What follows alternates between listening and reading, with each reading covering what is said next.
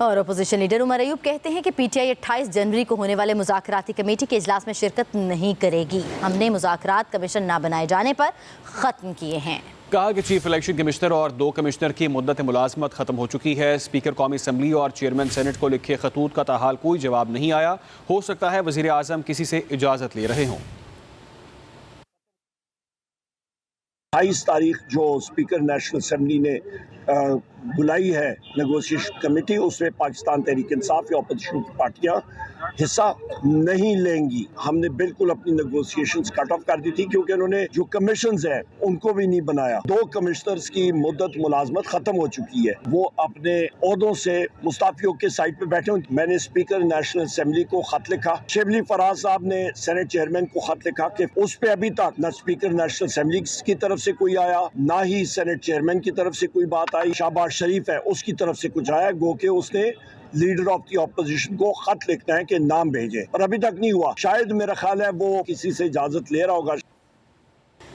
اور opposition leader Omar Ayub کہتے ہیں کہ پی ٹی آئی 28 جنوری کو ہونے والے مذاکراتی کمیٹی کے اجلاس میں شرکت نہیں کرے گی۔ ہم نے مذاکرات کمیشن نہ بنائے جانے پر ختم کیے ہیں۔ کہا کہ چیف الیکشن کمشنر اور 2 کمشنر کی مدت ملازمت ختم ہو چکی ہے۔ اسپیکر قومی اسمبلی اور چیئرمین سینٹ کو لکھے خطوط کا تاحال کوئی جواب نہیں آیا۔ ہو سکتا ہے وزیر اعظم کسی سے اجازت لے رہے ہوں۔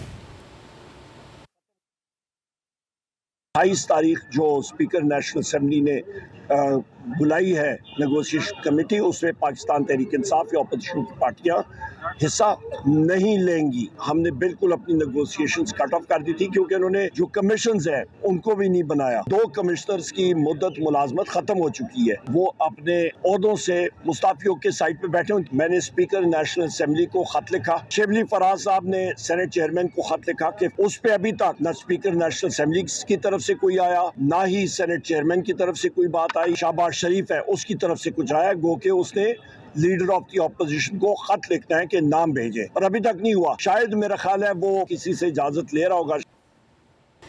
اور اپوزیشن لیڈر عمر ایوب کہتے ہیں کہ پی ٹی آئی 28 جنوری کو ہونے والے مذاکراتی کمیٹی کے اجلاس میں شرکت نہیں کرے گی۔ ہم نے مذاکرات کمیشن نہ بنائے جانے پر ختم کیے ہیں۔ کہا کہ چیف الیکشن کمشنر اور 2 کمشنر کی مدت ملازمت ختم ہو چکی ہے۔ اسپیکر قومی اسمبلی اور چیئرمین سینٹ کو لکھے خطوط کا تاحال کوئی جواب نہیں آیا۔ ہو سکتا ہے وزیر اعظم کسی سے اجازت لے رہے ہوں۔